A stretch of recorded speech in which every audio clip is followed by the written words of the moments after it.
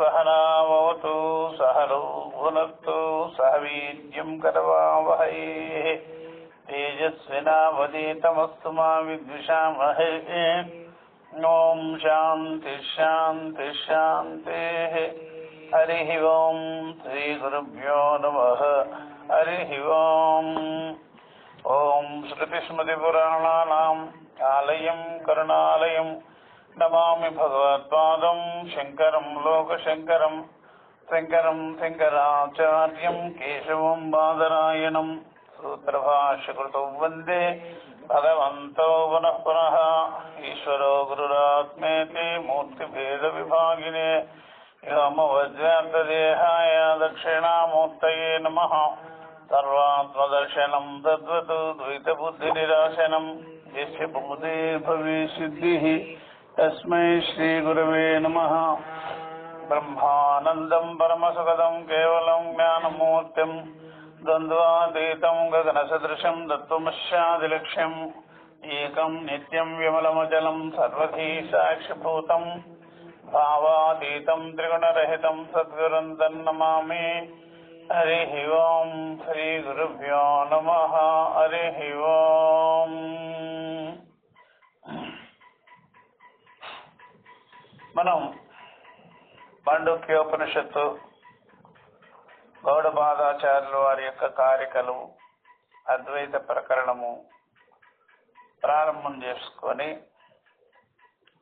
ఈ యొక్క 26వ కారిక వరకు వచ్చాము.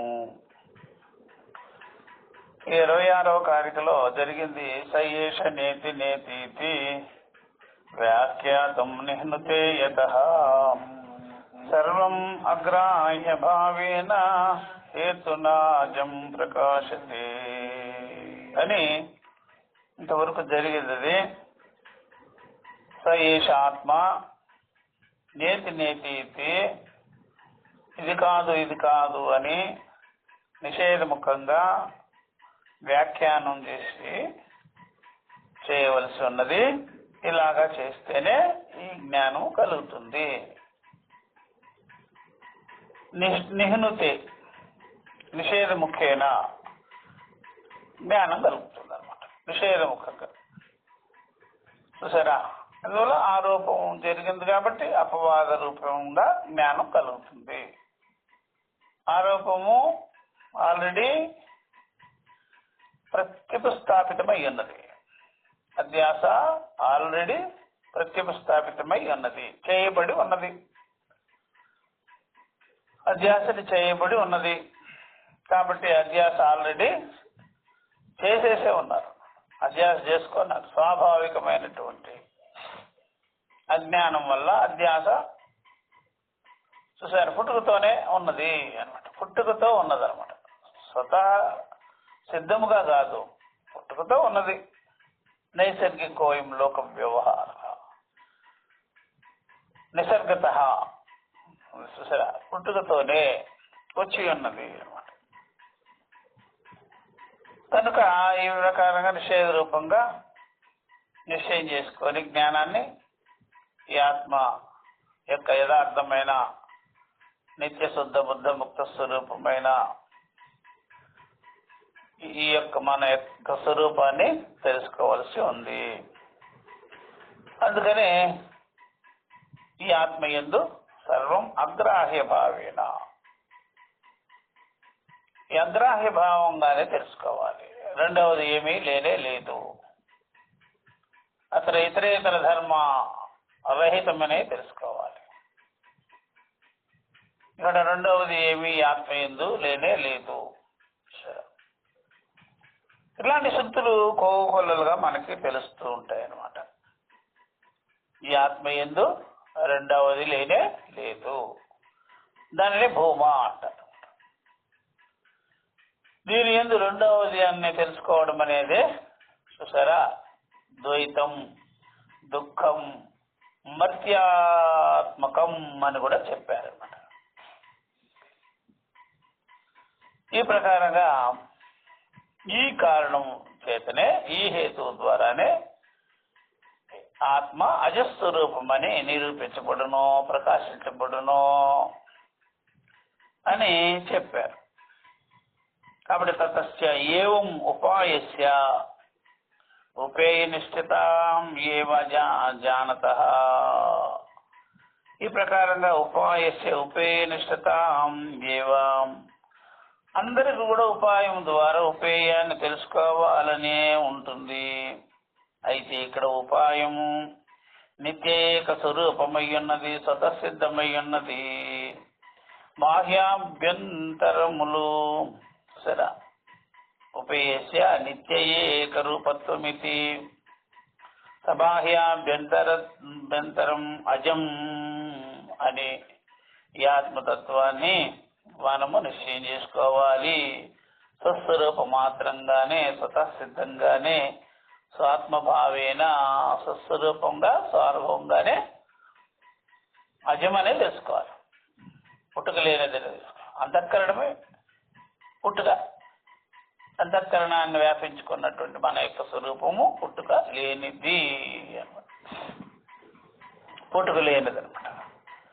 అందువల్ల ఏది పుట్టుక ఉన్నదో దానికే జాతస్య మరణ ధ్రువం, వినాశం అవుతుంది. అందుకని జాతస్య మరణ ధ్రువం అన్నప్పుడు, పుట్టింది చనిపోతుంది అన్నప్పుడు మనకి దుఃఖపడవలసిన పని లేదు. మరి దుఃఖం వస్తుంది అంటే చూసారా, దుఃఖం వస్తున్నదంటే అజస్వరూపం వల్ల దుఃఖం అవుతుందా, అజస్వరూప జ్ఞానం వల్ల దుఃఖం కలుగుతుందా? చూసారా, పుట్టుక ఉన్నది, జన్మ ఉన్నది అనే జ్ఞానం వల్ల దుఃఖం వస్తుందా అని విచారం చేసుకోవాలి. అజస్వరూప జ్ఞానం కావాలా లేకపోతే జన్మ జ్ఞానం కావాలా? జన్మ జ్ఞానం కావాలంటే జాతస్య మరణ ధ్రువం, ఇక దుఃఖపడే పని. స్వభావస్య వర్జనీయత్వం. చూసారా, ఇదే విషయాన్ని కదా గీతలో అడిగాడైనా, అవ్యక్తాదీని భూతాని వ్యక్త మధ్యాని భారత అవ్యక్త నిధనాన్యేవ తత్రకా పరివేదన అన్నాడు కదా. అవ్యక్తం నుండి ఇవన్నీ వ్యక్తం అవుతుంది, మళ్ళీ అవ్యక్తానికి చేరుకుతుంది. తత్రకా పరివేదన. అర్జున, ఎందుకు దుఃఖపడాలి అర్జున, ఎందుకు బాధపడాలయ్యా అన్నాడు కదా.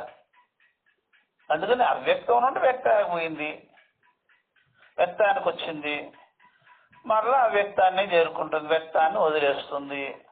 ఇదే కదా జరిగేది. కారణం నుండి కార్యము, కార్యం నుండి మళ్ళీ కారణానికి. మరి బాధపడవలసిన పని ఏముంది చట అని కూడా ఆయన యుక్తిపూర్వకంగా అడిగాడు అనమాట. అనుభవాంగ యుక్తిది, శ్రౌత యుక్తి, శృతి ప్రసాదించినటువంటి అనుభవాంగ యుక్తి. దాని ద్వారా కూడా మనం విచారం చేసుకున్నట్లయితే వ్యక్త మధ్యాహ్న భారత, ఇప్పుడు మనం ఇప్పుడు ఉన్నది మధ్యాహ్ని అంటే వర్తమానాన్ని, వ్యక్తం ఉంది ఎంత అవ్యక్తమే దీని యొక్క నిధనం. దీని యొక్క లక్ష్యం ఏంటి, దీని యొక్క మూలం ఏంటి, అవ్యక్తమే. చివరికి అవ్యక్తాన్ని పొందుతాయి ఈ సమస్త జీవరాశి నామరూపాత్మకమైనటువంటి కల్పితమైనటువంటి అధ్యసింపబడినటువంటి ఈ అజ్ఞాన నామరూప జీవులన్నీ కూడా మళ్ళా అవ్యక్తాన్ని పొందుతాయి. తత్రకా పరివేదన. మరి ఇట్లుండగా నువ్వు ఎందుకు బాధపడతావు, దుఃఖపడతావు అన్నట్లు. అజమని తెలిస్తే దుఃఖపడవలసిన పర్లే, జన్మ ఉన్నది అని తెలిస్తే దుఃఖపడవలసిన పర్లే. ఇన్ బిట్వీన్ దుఃఖానికి కారణం అవిద్యే, అవివేకమే అనమాట. ఇప్పుడు దుఃఖము ఇది స్వభావమా కాదా? స్వభావం కాదు, అస్వాభావికం దుఃఖం. దుఃఖం అనేది అస్వాభావికం. సరే, స్వభావాన్ని తెలిస్తే, యథార్థం తెలిస్తే దుఃఖం ఉండదు. స్వరూపమైన తెలియాలి, స్వభావమైన తెలియాలి. ఇది స్వరూపం, స్వరూపం జానీయాత్, స్వరూపమే తెలిస్తే దుఃఖం అక్కర్లేదు.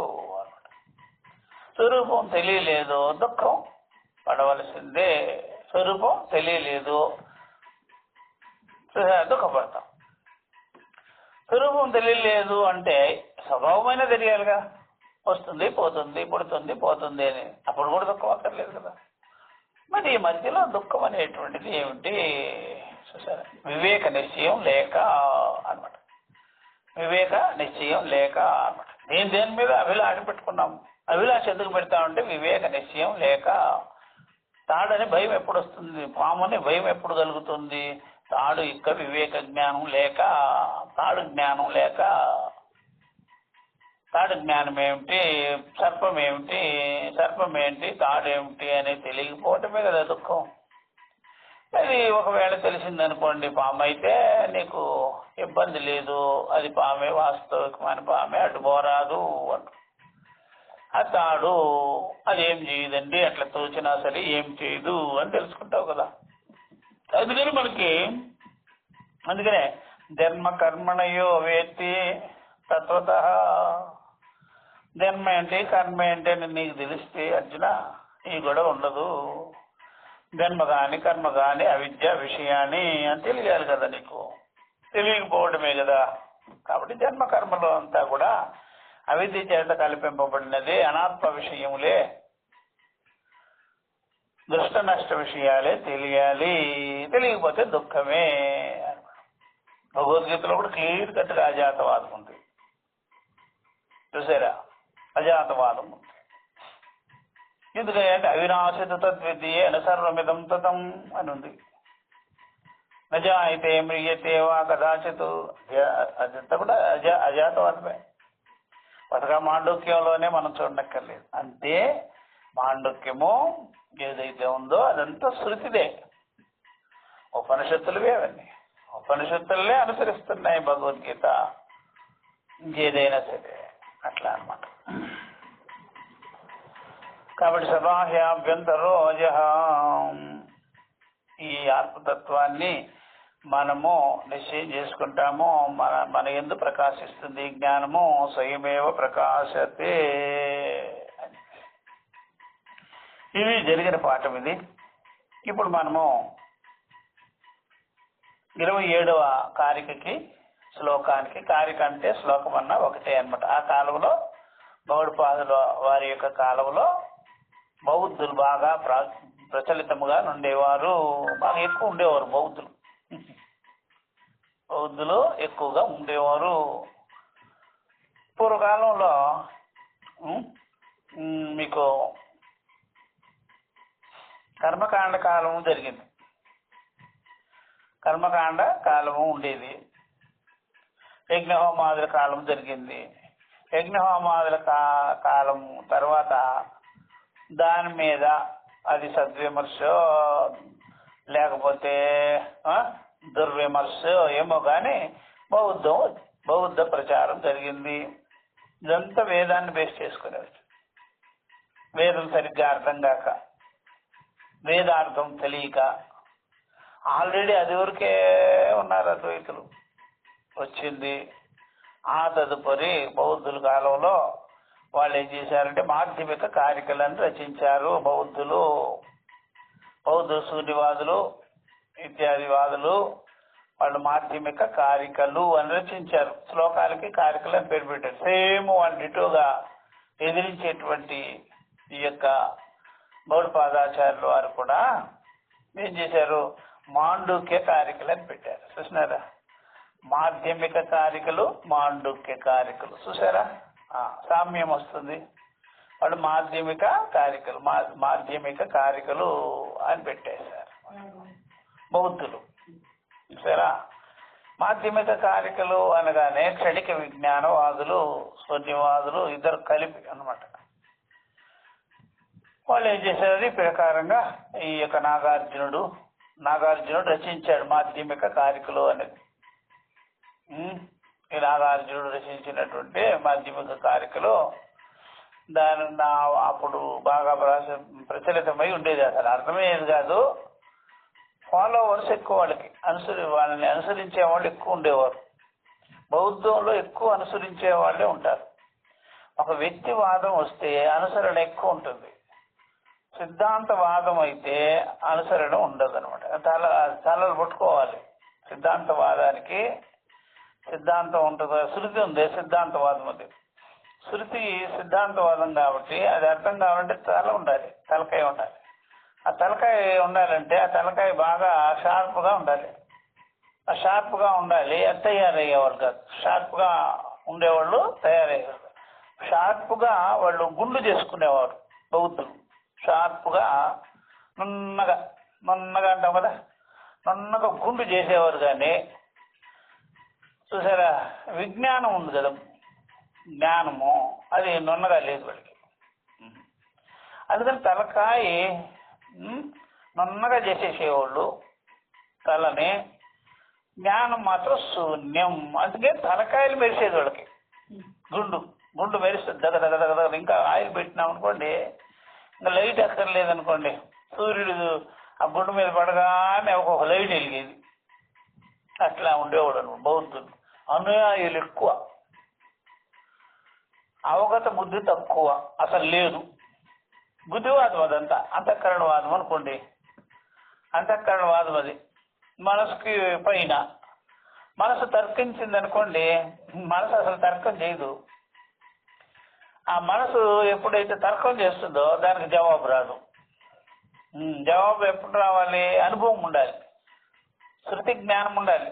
శృతి జ్ఞానం వల్ల దానికి జవాబు వస్తుంది. శృతి జ్ఞానం లేదు కదా, శృతి జ్ఞానం లేదు. అందుకని తర్కం చేసేటువంటి మనసు, సంకల్పం చేసే మనసు తర్కానికి వచ్చింది. ఆ తర్కం ఏం చేస్తుంది? దానికి బాలి చేష్టలే ఉంటాయి. అది ఇదేమిటి అదేమిటి అని తర్కం చేస్తే అదేదో పెద్ద గొప్ప విజ్ఞానం కాదు. తెలిసినవాడు తర్కించడు, తెలుసుకోవాలన్నవాడు తర్కిస్తాడు. మరి తెలుసుకున్నారా? లేదే. తెలుసుకోవాలంటే శృతి కావాలి కదా, శృతి లేదు వాళ్ళ దగ్గర. ఆ ప్రకారం గుండ్లు మెరిసిపోయేవి. చూసారా, గుహ్యమేమి ఉండేది కాదు. గుండె మెరిసేది, గుహ్యం ఉండదు. గుహ్యాతీతమైన విద్య ఇది. గుహ్యతమం శాస్త్రం అది లేదు వాళ్ళ దగ్గర. అందుకనే అనుయాయులు ఎక్కువ. అనుయాయులు అంటే ఫాలోవర్స్ ఎక్కువ వాళ్ళకి. ఈ వేదార్థం తెలియాలంటే ఫాలోవర్స్తో పనేలే తలకాయ ఉండేవాడు కావాలి, మంచి సూక్ష్మ బుద్ధి కావాలి. అందుకని అనుయాయులు తక్కువ. ఈ వ్యక్తివాదంలో గుంపులు పెరుగుతారు. సరే, వ్యక్తివాదము విషయవాదము గుంపులుగా ఉంటారు. పందులే గుంపులుగా వస్తాయి అంటారు కదా, అట్లా పెరుగుతారు అనమాట. అందుకనే కర్మకాండలో విషయవాదం ఉంది. కర్మకాండ విషయవాదం కాబట్టి ఈ కర్మకాండ విషయం అయ్యేటప్పటికి గుంపులు పెరిగిపోతారు. దాన్ని గుంపులు ఎక్కువ. ఆ గుంపులు బాగా పెరిగిపోయి మీకు బాగా ప్రచలిపోతారు. తగ్గించు, సౌండ్ తగ్గించు. బాగా పెరిగిపోతారు అన్నమాట. అది ఒకటి తెలుసుకోవాల్సింది. కాబట్టి ఇక్కడ విషయవాదము లేక ఈ ప్రకారంగా అనుసరించేది దాంట్లో జనం ఎక్కువ ఉంటారు, సిద్ధాంతంలో జనములు. కాబట్టి వేదము సిద్ధాంతవాదం అన్నమాట. సిద్ధాంతం ఒకటి ఉంది, స్థిరమైన సిద్ధాంతం. ఆ స్థిరమైన సిద్ధాంతానికి దాన్ని అర్థం చేసుకునే వాళ్ళు చాలా అర్థం అన్నమాట. అట్లా అందుకనే విషయవాదం అనే కర్మకాండ బాగా ఉన్నది, బౌద్ధులు బాగా ఉండేవారు. అందుకని ఆ కాలంలో ఆ పేరు వచ్చింది. అది గౌడపాదాచార్యుల వారు మాధ్యములకు ధీటుగా మాండుక్య కారికలు అని రాసుకొచ్చినారు అనమాట. కారిక అంటే శ్లోకాలు. ఇప్పుడు మనం 27వ కారికకి వెళ్తున్నాం. ఈ 27వ కారికలో భాష్యము ఇవన్నీ చదవవలసింది. ఏవం హే, దీనికి ఉపోద్ఘాతం అనమాట, దీనికి అవతరణిక. సద్వస్తువు యొక్క ఉత్పత్తి అనేది ఉంది. ఒక సద్వస్తువు దాన్ని పుట్టించటం అనేది, యథార్థమైన సత్యమైనటువంటి దాని వల్ల పుట్టుక అనేది, అది కేవలం ఆధ్యాత్మికమే, మాయికమే అని చెప్తున్నారు. యథార్థం వల్ల, యథార్థాన్ని పట్టుకొని జన్మను గురించి చెప్పాలంటే మాయికమైనది చెప్పాలి, ఆధ్యాత్మికమైనది చెప్పాలి. కాబట్టి అదంతా కూడా మాయి. ఏవం హి చెప్తున్నారు. శృతివాక్య శతై సబాహ్యాభ్యంతరో అజం ఆత్మతత్వం అద్వయం నతో అన్యదస్తి నిశ్చితం ఏతత్. చూసారా, యుక్త్యాచాధునా ఏతదేవ పునః నిర్ధార్యతే ఇది ఆహ. ఏవం హి, ఈ ప్రకారంగా అని చెప్తున్నారు. ఈ ప్రకారముగా శృతివాక్య శతై, చూసారా, శృతివాక్యములు వందల కొలది, సైకుడోం అంటారు హిందీలో, వేల కొలది, వందల కొలది, శతవాక్య శతై, వాక్య శతై, వేల కొలది శృతివాక్యములచే ప్రతిపాదింపబడి ఉన్నది. సబాహ్యాభ్యంతరం అజం, సహా ఆత్మా బాహ్యాభ్యంతరములు అజమై ఉన్నది, పుట్టుకలేనిదని. ఈ ఆత్మతత్వము అద్వయమని, అద్వితీయమని, రెండవదిగానిదని ప్రతిపాదింపబడి ఉన్నది. నతః అన్యదస్తి, కనుక దానికంటే అన్యమైనది మరేది లేదనేది నిశ్చితం. ఏతత్, ఇలాగ నిశ్చయం చేయబడింది ఈ విషయాన్ని. దానికంటే అద్వితీయమైనటువంటి బ్రహ్మము కంటే అన్యమైనది రెండవది లేనే లేదు అని వేల కొలది శృతి ప్రమాణముల ద్వారా ప్రతిపాదింపబడి ఉన్నది. అంతేకాదు కదా, యుక్త్యాచ అధునా ఏతదేవ పునః, మరలా ఇప్పటికీ కూడా మరలా యుక్తుల చేత తదేవాటి అజస్వరూపమైన ఆత్మతత్వాన్ని నిర్ధారించుట కొరకు చెప్పుచున్నాము. వినండి అని చెప్పేసి, యుక్త్యాచ యుక్తుల ద్వారా కూడా, అధునా ఇప్పుడు, ఏతదేవ ఆ విషయాన్నే పునః మరలా నిర్ధార్యతే నిశ్చయం చేయబడుచున్నది. ఆ విషయాన్ని చెప్పుచున్నాము, వినండి అన్నారు. ఇట్లా అన్నమాట. దానికి 27వ శ్లోకం వచ్చింది. చెప్తున్నారు చూడండి. తతో హి మాయయా జన్మ యుజ్యతే నతు తత్వతః తత్వతో జాయతే యస్య జాతం తస్య హి జాయతే. తతో హి మాయయా జన్మ యుజ్యతే నతు తత్వతః తత్వతో జాయతే యస్య జాతం తస్య హి జాయతే. సరే, తతో హి మాయయా జన్మ యుజ్యతే నతు తత్వతః, సద్వస్తువు యొక్క జన్మం ఉందే అది మాయ చేతనే రావలే, ఆధ్యాసికముగానే రావలను. సద్వస్తువు, యథార్థమైన వస్తువు, సత్య వస్తువు, దానికి జన్మ చెప్పాలంటే మాయాపూర్వకంగా చెప్పాల్సిందే, అవిద్యాపూర్వకంగా చెప్పాల్సిందే, గారడి వాని వలె చెప్పాల్సిందే గాని మరొక్క విధము లేదు, వస్తుతః లేదు. నతు యుజ్యతే తత్వతః, యథార్థంగా దానికి జన్మ అనేది నేరదు, చెప్పలేము దానికి.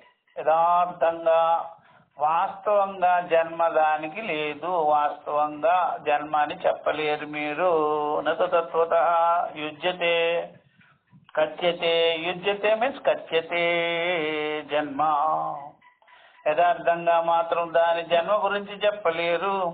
చెప్పాలంటే మాయతో చెప్పాలి, అవిద్యతో చెప్పాలి, అబద్ధాలతో చెప్పాలి, అబద్ధాలతోనే చెప్పాలి.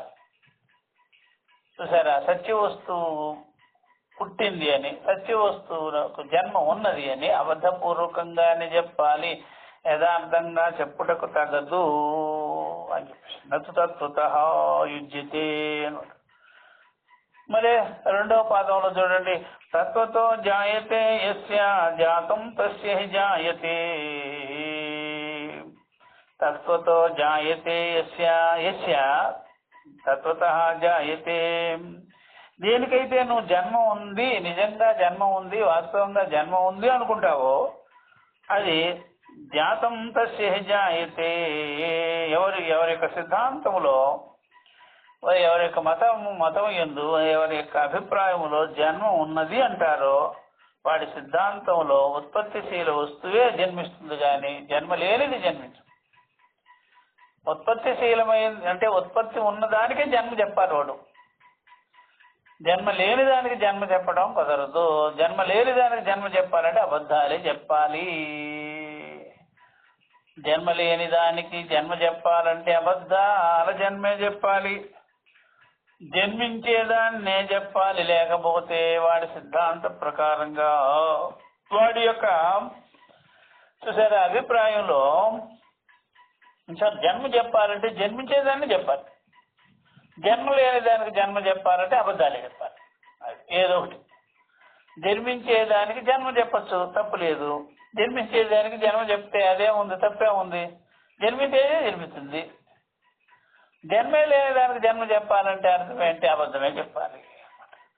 అదనమాట. తత్వతో జాయితే యస్య జాతం హి తస్య జాయతే. కాబట్టి వాడి యొక్క అభిప్రాయంలో, వాడి యొక్క మతం యందు జన్మ గురించి చెప్పాలంటే, జన్మ విషయంలో చెప్పాలంటే ఆ సిద్ధాంతంలో ఉత్పత్తి దేనికి ఉంటుందో దానికే జన్మ చెప్పాలి. ఉత్పత్తి లేని దానికి జన్మ గురించి చెప్పాలి అంటే అబద్ధమే, మాయికంగానే చెప్పాలి అని చెప్పేసినారు గౌడపాదాచార్యులు. ఇప్పుడు చెప్తున్నారు చూడండి. అందుకనే మనము ఇక్కడ ఎప్పుడైనా ఇప్పుడు మనం జన్మ చూసేది దేంట్లో చూస్తున్నాము? పంచభూతాల్లో చూస్తాము, పంచభూత విషయాల్లో చూస్తాము, నామరూపాల్లో చూస్తాము, అవయవాల్లో చూస్తాము, అణువుల్లో చూస్తాము. ఇవన్నీ నామరూపాలే కదా జన్మలు చూసేది. నామరూపరహితమైన దానిలో జన్మ ఎలాగో అంటే లేదు. నామరూపాల్లోనే జన్మ. అందువల్ల నామరూపాలనే నామరూపరహితమైన దానిలో ఆపాదిస్తాం. ఇప్పుడు ఏమైంది? మాయకమైంది. నామరూపాలలో నామరూపరహితమైన నామరూపాల ఎందే చూసారా మనం జన్మ చెప్పాలి. నామరూపరహితమైన దానిలో జన్మ చెప్పాలంటే నామరూపమైనటువంటి విషయాలనే దాని మీద ఆరోపణ చేయాలి. అందుకని ఈ ఆరోపమే దాని యందు పెట్టాము. మన యొక్క చూసారా మన యొక్క ఆరోపము నామరూపాల విషయము. ఈ నామరూప విషయాలనే నామరూపరహితమైన దాని మీద కూడా చేరుస్తున్నాం మనము అన్నమాట. అంతే కదా. భగవంతుడి విషయంలో మనం నామరూపాల విషయాన్నే అవలంబిస్తున్నాము. పరమాత్మ విషయంలో మనం నామరూపాల విషయాన్నే అవలంబించుకొని దీన్నే దాని మీద ఆరోపణ చేసేస్తున్నాము. కానీ నిజంగా నీకు పరమాత్మ విషయంలో ఏమన్నా టచ్ ఉందా అంటే అజస్వరూపమైనది కదా, దానితో నీకు సంబంధమే లేదే. ఎప్పుడు నువ్వు సంబంధం పెట్టుకోవాలంటే నామరూపాలని ఆరోపణ చేసుకోవాలి అనమాట. చూసారా ఇట్లాగనమాట. తత్ర ఏతస్య భాష్యం తత్ర ఏతత్ స్యాత్ తద్ అగ్రాహ్యమేవ చేత్ అసదేవాత్మతత్వం ఇది చేత్ అనమాట. ఇది అన్నది ప్రశ్న. ఇది తత్ర ఏతత్ స్యాత్ ఇది ఇట్లుండగా తద్ అగ్రాహ్యమేవ చేత్ సత్ అగ్రాహ్యమేవ. సత్ అనేది అగ్రాహ్యమే. సరే అసత్ ఏమో అగ్రాహ్యమైనది, బుద్ధ్యాది ఇంద్రియములకు అందని విషయము అనుకుంటే చేత్ అసదే తత్వమితి అంటాడు. అప్పుడు అలాంటప్పుడు అది అసత్తే కదా అంటాడు. బుద్ధ్యాది ఇంద్రియములకు విషయముగా అని వస్తువు, బుద్ధ్యాది ఇంద్రియములకు అర్థంగా అని దాన్ని ఏమనాలి? అసత్తే అనాలి. అసదేవాత్మతత్వం ఇది అసత్య అనాలి కదయ్యా అంటాడు. భాష్యంలో చెప్తున్నారు అన్నమాట పూర్వపక్షాన్ని. లేక ఆక్షేపాన్ని దానికి సమాధానం చెప్పారు. తత్తున్నా సిద్ధాంతం అట్లా అనరాదు అంటున్నాడు. ఎందుకని? కార్యగ్రహణాత్, కార్యగ్రహణము. చూసారా, ఈ ప్రకారంగా అంటే ఆత్మతత్వ విషయంలో ఈ శంక కలుగుతుంది అన్నాడు. ఏం శంకరా బాబు అంటే, ఒకవేళ ఆత్మతత్వం సర్వదా, ఈ ఆత్మతత్వం ఉందే మన స్వస్వరూపమైన తత్వము ఎల్లప్పుడూ అగ్రాహ్యమే అయితే అది అసత్యే అగును కదా అన్నాడు. అది అసత్యే కదా అన్నాడు. అది అసత్యే అవుతుంది కదా అన్నాడు అనమాట. అసత్ అవుతుంది. చూసారా, ఈ ప్రకారంగా చెప్తున్నారనమాట. అయితే మరి ఇట్లా చెప్పడం తగదు, ఇలా చెప్పవద్దు అన్నాడు. ఇలా చెప్పరాదు అన్నాడు. ఈ ప్రకారంగా అనద్దు. ఎందుకని? అయితే ఇలా చెప్పడం తగదు. అది దాని యొక్క కార్యము చూస్తున్నాము. కార్యం చూస్తున్నాం కదా, కార్యగ్రహణతో దాని కార్యం చూస్తున్నాం కదా, అంటే జగత్తు చూస్తున్నాం కదా అని చెప్తారు. ఈ జగత్ అనేది నీ దృష్టితో జగత్ గాని అక్కడ ఉన్న దృష్టితో కాదు, పరమార్థ దృష్టి కాదు. అది నీ జగత్తుతో ఆ విధంగా చెప్పుచుంటివి అనమాట. నువ్వు నామరూపాల దృష్టి నీకుందా? నీ నామరూపాల దృష్టితోనే నువ్వు చెబుతుంటివి అనమాట. ఆ మాట నీ నామరూపాల దృష్టిని అక్కడ ఆపాదిస్తున్నావే గాని నీ దృష్టినే చూస్తున్నావు కానీ ఇతర దృష్టి ఏముందయ్యా నీకు అక్కడ? అట్లా అనమాట. అది ఎవరికైనా సరే కష్టాలు వచ్చినాయిరా బాబు ఈ లోకంలో అంటే నీకా లేకపోతే అందరికా? అది బాగా తెలుసుకోవచ్చు. నీకు వచ్చింది ఆ కష్టాలు, అంతే. నీకు వచ్చింది, అందరికి కాదు అన్నమాట. అట్లా ఈ ప్రకారంగా అంటే వ్యక్తిగతాన్ని సమూహం మీద రుద్దుతాడనమాట జ్ఞానం మనిషి. అదే చెప్తున్నాడు. యథా సతో మాయ వినః మాయా జన్మ కార్యం. అది ఎట్లాగంటారా అని చెప్తున్నాడు దృష్టాంతపూర్వకంగా. యథా సతో హి మాయా వినః మాయా జన్మ కార్యం. చూసారా, సతో హి సత్తుగా ఉన్నాడు మాయావి, ఉన్నవాడు మాయావి. చూసారా, మాయా మరాఠీ లేని వాడు, మాయలు లేని మాయావి, మాయలు లేకుండా ఉండేవాడు. మాయలు చేసేటప్పుడు వాడి పేరు మాయావి అని వచ్చేసింది. ఆ ప్రకారంగా వాడు మాయావి పనులన్నీ చేశాడు, కార్యం చేశాడు. కాబట్టి ఈ ప్రకారంగా జన్మ కార్యం అనేది వచ్చింది. చూసారా, ఏవం చెప్తున్నారు. ఈ ప్రకారంగా సద్రూపుడైనటువంటి మాయావి వాడి యొక్క మాయల చేత, వాడి యొక్క అవిద్య చేత, వాడి యొక్క కల్పనల చేత కల్పన చేశాడు. జన్మకార్యం జరిగింది. చూసారా, ఈ జన్మం అనేటువంటిది వచ్చింది, జన్మ వ్యవహారం వచ్చింది. ఈ ప్రకారంగా ఇక్కడ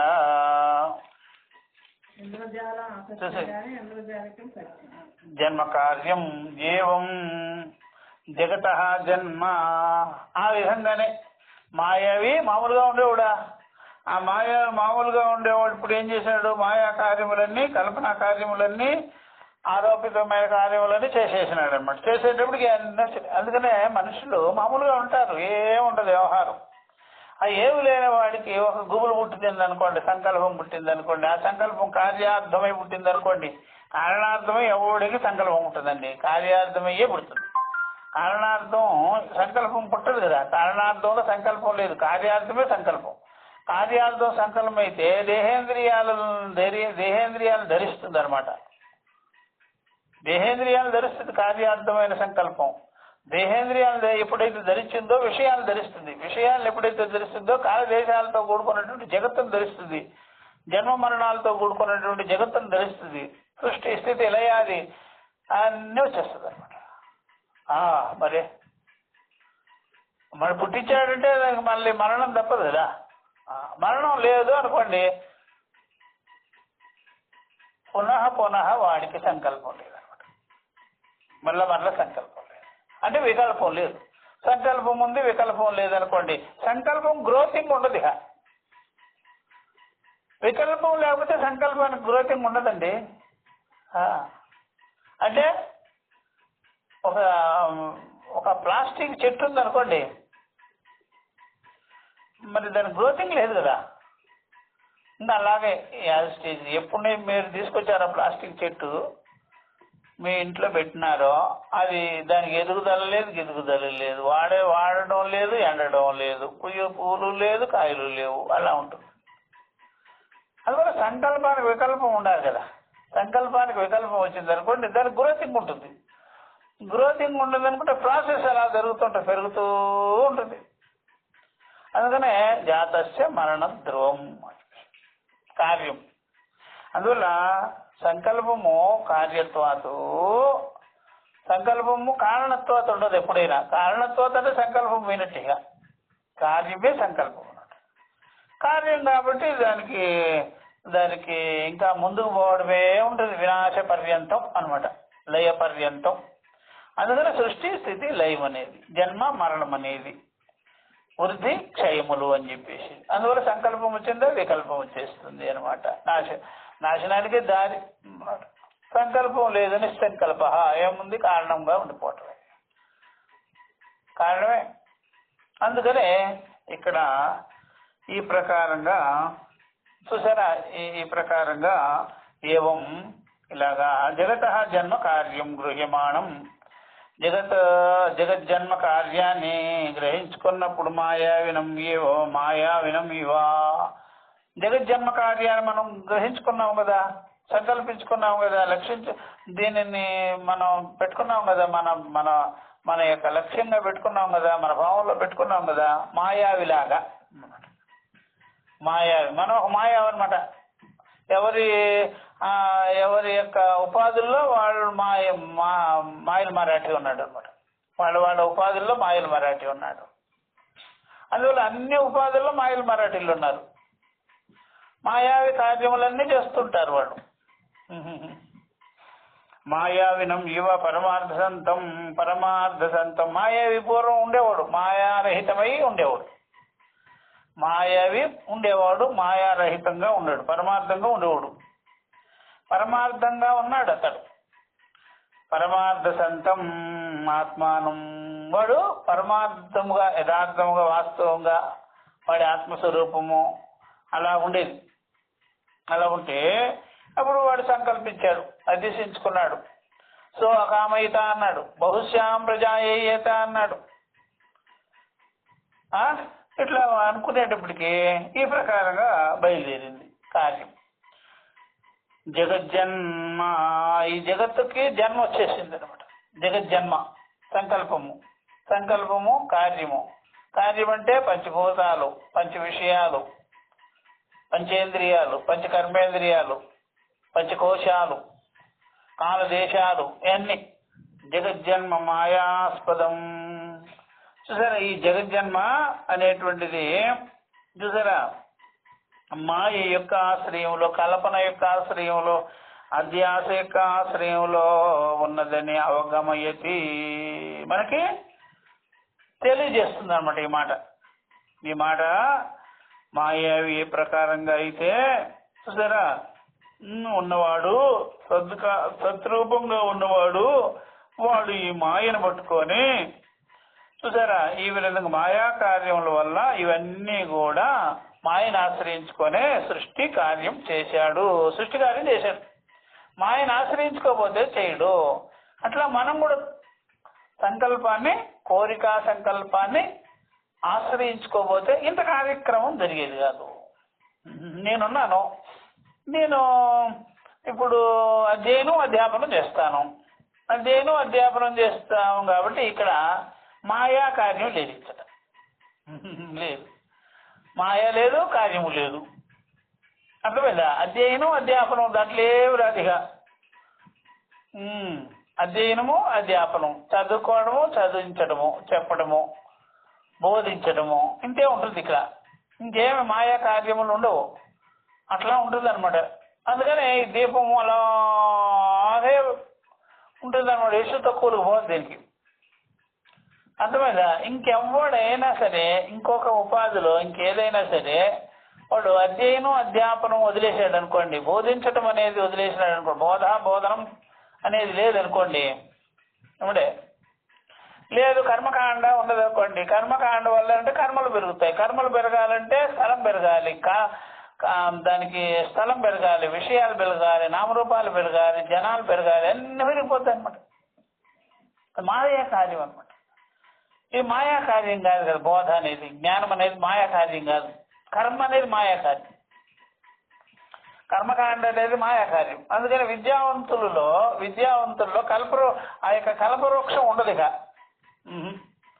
కైవల్యమే ఉంటుంది, కల్పవృక్షం ఉండదు. విద్యావంతులలో కైవల్యం ఉంటుంది, కల్పవృక్షం ఉండదు. కల్పవృక్షం కర్మకాండలో ఉంటుంది. కర్మిష్ఠుడిలో కల్పవృక్షం ఉంటుంది అనమాట. కర్మిష్ఠుడిలో కల్పవృక్షం అంటే కల్పనలే వృక్షం. అది కల్పించడమే వృక్షం అనమాట. అది ఆ చెట్టు దగ్గరికి పోతే మీకు కల్పనలు వచ్చేస్తుంది. వాడికి కల్పనలు వచ్చేసి వాడు చెట్టు అయిపోయాడా, వటవృక్షం అయిపోయాడు కదా, సంసార వృక్షం అయిపోయాడు కదా. స్వత్థ మూలం చూసారా, సువిరూఢ మూలాహ. అట్లాగా వాడు అభివృద్ధి అయిపోయింది కదా వాడి చెట్టు. ఆ చెట్టు కింద ఎవడైనా ఉంటే కూడా వాడికి కూడా కల్పనలు వచ్చేస్తుంది. మళ్ళా వాడు ఒక చెట్టు అయిపోతాడు. మళ్ళా వాడు కూడా ఆ ఓడలు వేసేస్తుంటాడు, అశ్వత్థ వృక్షం అయిపోతుంటాడు, వటవృక్షం. ఈ ప్రకారం పెరిగిపోతూ ఉంటుంది అనమాట. సంసార వృక్షం అభివృద్ధి చెందిపోతుంటుంది అనమాట. అందుకని ఇతని దగ్గర జ్ఞానాగ్ని దగ్ధ కర్మాణి, జ్ఞానం అనే అగ్ని కలుగుతుంది మీ అంతఃకరణంలో. అంతఃకరణలో ఎప్పుడైతే జ్ఞానం అనేటువంటి అగ్నిగా అక్కడ ఎప్పుడైతే ఉత్పత్తి అవుతుందో, జ్ఞానాగ్ని కలుగుతుందో, అప్పుడు మీకు కాస్తుండేటువంటిది కూడా కరిగిపోతుంది, దగ్ధమైపోతుంది అనమాట. అట్లా అనమాట. కల్పవృక్షము చూసారా, ఎవరు కల్పవృక్షము చూసారా, కైవల్యం ఎవరు అని తెలుసుకోవాలి. కైవల్యము చూసారా, బోధనం కైవల్యం అనమాట. చూసారా, ఎక్కడ అది చెప్పేది? వటవృక్షం కింద అనమాట. వటవృక్షం కదా, ఇదంతా సంసారం అంతా వటవృక్షం కదా, ఈ దేహేంద్రియాలన్నీ వటవృక్షం కదా. దీనిలో బుద్ధి గుహ యందు కూర్చొని ఆ యొక్క దక్షిణామూర్తి రూపంలో, సద్గురు రూపంలో ఆయన బోధిస్తుంటాడు అనమాట. బోధ చేయగా అందరిలో ఉండేటువంటి కల్పవృక్షము దగ్ధమైపోతుంది. ఈయన కూర్చున్నటువంటి కల్పవృక్షం కూడా దగ్ధమైపోతుంది. ఇంకేం కైవల్యమే మిగులుతుంది అనమాట. అట్లా అనమాట. అర్థమైందా? అది బాగా తెలుసుకోవచ్చు. వటవిటిపి సమీపే భూమి భాగే నిషన్నం అని చెప్పేది అదే అర్థం. వటవృక్షం ఏంటరా బాబు అంటే ఈ శరీరమే వటవృక్షం, ఈ అంతఃకరణమే వటవృక్షం. చూసారా, విద్యార్థులందరూ వటవృక్ష రూపులే. చివరికి అక్కడ జ్ఞానాగ్ని చూసారా ప్రజ్వలితం కాగానే, జ్ఞానాగ్ని పుట్టగానే వాళ్ళలో ఉండేటువంటి కల్పవృక్షం ఉంది, కల్పనా వృక్షము దగ్ధమైపోతుంది. కైవల్యం మాత్రమే మిగులుతుంది అనమాట. అట్లా బాగా జ్ఞాతే ద్వైతం న విద్యతే, జ్ఞానం కలిగితే ద్వైతం అనేది ఉండదు అనమాట. ఈ విధంగా వాడు చూసారా ఆ ప్రకారంగా జోదశాలకు పోయి జోదం ఆడినట్టుగా, ఆ ప్రకారంగా కల్పవృక్షం కింద కూర్చొని కల్పనలు చేసినట్టుగా, ఆ ప్రకారంగా మాయావి చూసారా మాయలు ధరించుకొని, మాయలని మ్యాజిక్ ని గ్రహించుకొని మ్యాజిక్ చేసినట్టుగా, మాయలు చేసినట్టుగా, గారడి చేసినట్టుగా చూసారా ఈ ప్రకారంగా జగత్ అనేటువంటిది వ్యక్తమైనది అనమాట. ఈ విధంగా పరమార్థ సంతం ఆత్మానం జగజ్జన్మ మాయాస్పదం అవగమయతి, ఈ విధంగా తెలుస్తున్నది. ఈ విధంగా శృతి ఈ ప్రకారంగా చెప్తున్నది. ఎందుకంటే చెప్తున్నారు యస్మాత్ సతో హి విద్యమానాత్ కారణాత్ మాయా నిర్మితస్య హస్యాది కార్యస్య ఏవ జగజ్జన్మ యుజ్యతే నా అసతః కారణాత్. చూసారా శంకర భాష్యం ఎంత క్లియర్ గా ఉంది. ఎందుకంటే మాయ చేత రచింపబడిన యస్మాత్ సతో హి విద్యమానాత్, సత్తుగా ఉన్నాడు ఆయన, ఉన్నవాడు ఉన్నట్టుగా ఉన్నాడు. ఆయనలో ఎప్పుడైతే మాయా కార్యం అనేది ప్రవేశించిందో, మాయా కల్పన అనేది ప్రవేశించిందో, కారణాత్ మాయా నిర్మితస్య, మాయ చేత ఆయన మాయ చేత మాయా కల్పనలు పెట్టుకొని రచించాడు. ఏమి రచించాడు? ఏనుగులు, గుర్రాలు, రథాలు ఇవన్నీ రచించాడు స్వప్నం వలే అన్నమాట. చూసారా? ఈ ప్రకారంగా విద్యమానాత్ కారణాత్, విద్యమానము ఉంటున్నటువంటి ఆ మనిషి ఉన్నవాడు వాడు కారణం అనమాట, కార్యం కాలే ఇంకా. అది మాయా నిర్మితస్య, ఆయన కల్పనలు చేశాడు, మాయ చేశాడు, అధ్యాస చేశాడు, అధ్యాస ఆరోపాలు చేశాడు, సంకల్పాలు చేసినాడు అనమాట. హస్య అది. అందుకనే ఎప్పుడైనా సరే బ్రహ్మ విద్య విషయంలో సంకల్పం ఏమిటి? గురువుల దగ్గరికి వచ్చి సంకల్పం ఏమిటి? ఇక్కడ గురువుల దగ్గరికి వచ్చి గురుపాద పూజ సంకల్పం ఏం చేస్తారు మీరు? అవిద్యా నివృత్త్యర్థం గురుపాద పూజాం కరిష్యే అంటాడు. చూస్తున్నారు? దృఢ జ్ఞాన వైరాగ్య సిద్ధ్యర్థంచ, దృఢ జ్ఞాన వైరాగ్యం చ సిద్ధ్యర్థంచ.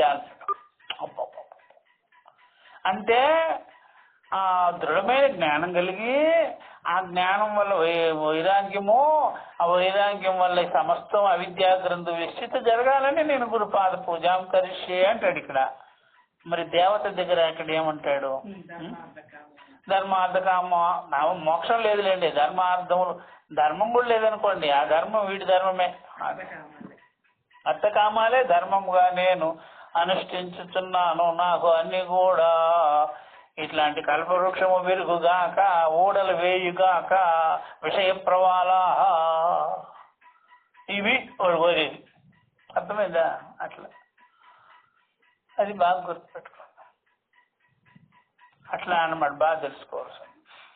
ఇంకా మీరు కరోనా సెంటర్కి పోయినారనుకోండి, కరోనా నివృత్తి అర్థం అనుకుంటాడు అక్కడ వీడు. ఈ కరోనా ఏముందండి, కరోనా తగిలించుకోవడమేగా. అట్లా అన్నమాట, బాగా తెలుసుకోవాల్సింది. ఈ ప్రకారంగా మాయలతో అస్త్యాధికార్యం, ఏనుగులు, గుర్రాలు, రథాలు, భవనాలు, భవంతులు, ఇట్లాంటివన్నీ ఇవన్నీ వచ్చేస్తాయి అనమాట. ఏనుగులు వస్తాయి. ఇప్పుడు పూర్వకాలంలో ఆ మాట చెప్పినారండి. మొట్టమొదటి పెద్ద వాహనం చెప్పినారు ఏమవారు? ఆదిపదం చేత గుర్రాలు, ఆదిపదం చేత రథాలు, ఇట్లాగనమాట. ఇప్పుడేంటి? పెద్ద పెద్ద కార్లు, వ్యాన్లు, మఠాలు, ఫ్లైట్లు, మఠాలు, స్వయంగా హెలికాప్టర్లు, ఆదిపదం చేత ఇవన్నీ. ఇప్పుడు పూర్వమేమో అది వాహనాలు, ఇప్పుడు వాహనాలు వీడు ఇదే కోరుతాడనమాట. ప్రతి ఒక్కడు ఆడి కారు కావాలి అంటాడు బాబా. పీఠాధిపతి ఆడి కారు కావాలి, ఇంకా ఏంటి రోల్స్ రాయల్ కావర్ కావాలి అంటాడు, హెలికాప్టర్ కావాలి అంటాడు, పెద్ద పెద్ద భవనాలు కావాలి అంటాడు. ఈ కార్యం అంతా క్రియేట్ చేసుకుంటాడు సంకల్పంలో. చూసారా? జ్ఞాన వైరాగ్య సిద్ధ్యర్థం అని చెప్పడం వాడికే లేదు, మన దగ్గర పోయేది వాడికి ఏమొస్తుంది? ఇదే అనమాట.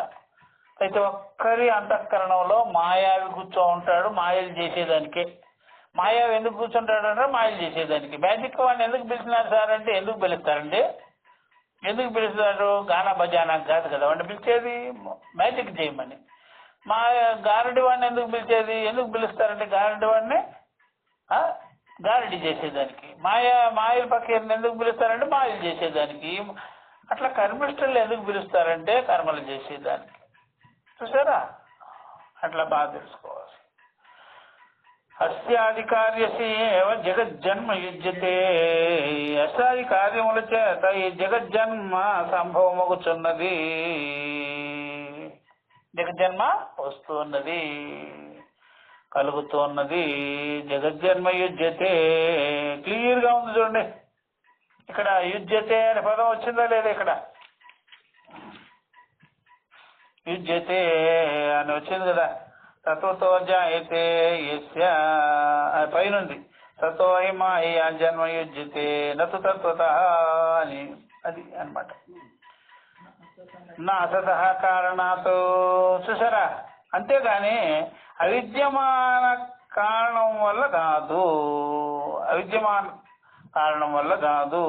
చూసారు, నా అసత కారణాత్, అసత్ కారణం వల్ల రాదు.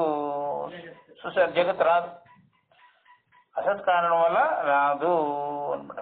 చూసారా, సత్ కారణం వల్లనే వస్తుంది. అసత్తు కారణం వల్ల రావాలంటే ఏముండాలి, దాని యందు అవిద్య ఉండాలి. చూసారా, లేని కారణం వల్ల రాదు, ఉన్న కారణం వల్లే వస్తుంది. లేని కారణం వల్ల జగతే రాదు. ఇది బాధ. ఇది ఏంటి, శూన్యవాదులకి జవాబు. లేని కారణం వల్ల రాదు, ఉన్న కారణం వల్లే వస్తుంది. ఉన్న కారణం వల్ల ఎలా వస్తుంది, అవిద్యయా, ఆరోపితం వల్ల. అందువల్ల కర్మిష్ఠుడు కర్మలు చేసేదానికి అవి ఏవైనా విశేషితమైన మాయాపూర్వకమైన విద్యా విషయమైన ఏదైనా చేయాలి. వాడు ఉండాలిగా, వాడు ఉన్నాడంటే కర్మలు లేనివాడుగా ఉండేవాడు. కర్మలు లేనివాడుగా ఉండి కర్మలన్నీ కల్పన చేస్తాడు అనమాట. కర్మలన్నీ కల్పన చేస్తాడు అనమాట, కర్మలు లేకుండా. అందువల్ల కర్మలు చేస్తాడనమాట. అందువల్ల అసత్ కారణాత్, అసత్ కారణం వల్ల జగజ్జన్మలు రానే రాదు, ఉన్నాడు అనమాట. ఏదైనా మనిషి ఉన్నాడు అంటే ఉన్నప్పుడు కార్యంతో ఉండడు, వాడు కారణంగా ఉంటాడు. మట్టి ఉన్నదంటే కార్యంతో ఎందుకు ఉంటుందంటే కారణంగా ఉంటుంది. మట్టి మన్ను కారణంగా ఉంటుంది. తర్వాత ఏమవుద్ది, తర్వాత ఆ మట్టికి ఆ కుమ్మరివాడికి పరిచయం కుదురుతుంది. చూసారా, కుమ్మరివాడు నిమిత్త కారణం అనమాట. ఆ నిమిత్త కారణంతో పరిచయాలు ఏర్పడతాయి మట్టితో. వాడే నిమిత్త కారణం ఏం చేస్తాడు, ఈ ఉపాదాన కారణమైన మట్టితో సాంగత్యంతో వాడేం చేస్తాడు, వాడి నిమిత్త కారణంలో ఉండేటువంటి భావాలన్నీ దాని మీద పెడతాడు అన్నమాట, మట్టిలో పెడతాడు. అప్పుడు మట్టితో ఆ నిమిత్త కారణమైన కుమ్మరివాడు కులాలుడు కలిసి కొండలు తయారు చేసేస్తారు అన్నమాట. కొండలు తయారు చేస్తారు. అట్లాగా మనిషి ఉంటాడు ముందు మట్టిలాగా, ఉపాదాన కారణంలాగా ఉంటాడు. ఆ మనిషికి నిమిత్త కారణం ఏంటి, మాటలు, మాయా కార్య మాటలు, వాక్కులు. ఎవడో వాడి సాంగత్యం అనమాట. కుమ్మరివాడు సాంగత్యం ఎప్పుడు వరకైతే జరగదు ఆ మట్టి అలాగే ఉంటుందండి, అలాగే ఉంటుంది. అట్లాగా మీకు గ్రానైట్ కొండలు ఉంటాయి, పాలరాయి కొండ కానీ గ్రానైట్ కొండ కానీ ఇవన్నీ అలా ఉంటాయి అన్నమాట. అలా ఉండేటప్పటికి అక్కడ చాలా మంది గుడిసెలు వేసుకొని కూడా ఉంటారు. వాళ్ళకి తెలియనే తెలుసు, వాళ్ళు మామూలుగా ఉంటారండి. వాళ్ళు ఏదో పక్షులు కొట్టుకొని తిని కట్లు కొట్టుకొచ్చుకొని అమ్ముకొని అట్లా పనులు చేసుకుంటూ ఉంటారనమాట వాళ్ళు. ఇప్పుడు ఎవడైతే ఈ మాయల ఫకీరు లాగా నిమిత్త కారణం వస్తుంది ఆ కొండ దగ్గరికి, ఆ గ్రానైట్ కొండ దగ్గరికి, పాలరాయి కొండ దగ్గరికి వచ్చి చూడగానే వాడికి ఏమనిపిస్తుంది, ఇక్కడంతా మంచి రాయి ఉందిరా, గ్రానైట్ రాయి ఉంది, ఇక్కడ మార్బల్ ఉంది అని తెలిసి వాళ్ళని ఖాళీ చేయిస్తాడు, డబ్బులు చేసేసి అవన్నీ ఆ ఏరియా అంతా వాడు స్వాధీనం చేసుకొని వాడు ఏం చేస్తాడు, ఇంకా దాన్ని ఆ రాళ్ళన్నీ తీసి అది ఇళ్లకు పంపించి పెద్ద పెద్ద భవనాలు ఇట్లా దేశ విదేశాలకి ఎక్స్పోర్ట్ చేసేస్తాడు అన్నమాట. చూసారా, నిమిత్త కారణం వల్ల. అందుకని ఆ నిమిత్త కారణమే మాయా మాటలు అన్నమాట, గారడీ మాటలు అన్నమాట. ఈ రకంగా ఈ సత్ కారణము అలాగే ఉంటుంది. ఆ సత్ కారణము దేని సాంగత్యం చేస్తారు, ఈ విధంగా వాచారంభణం వికారో నామధేయం అనేటువంటి మాటల సాంగత్యం చేసేసి, ఆ విధంగా మాయల సాంగత్యం చేసేసి సంకల్పాది సాంగత్యం వచ్చి అప్పుడు జగజ్జన్మాదులు ఏర్పడతాయి. వ్యవహారాలు అన్నీ ఏర్పడతాయి. మొట్టమొదటి మామూలుగానే ఉంటాడు కారణం, ఉపాదాన కారణమే ఉంటుంది ప్రతి ఒక్కడిలో. ఆ మామూలు ఉపాదాన కారణమైన వ్యక్తే ఉంటాడు, ఉపాదాన కారణం అనమాట. అంటే వాడిని ఎలాగైనా మట్టిలాగా మలుచుకోవచ్చు. ఆ క్లే ఉంది కదా, బొమ్మలు చేసుకునే క్లే అట్లాగా ఉంటుంది.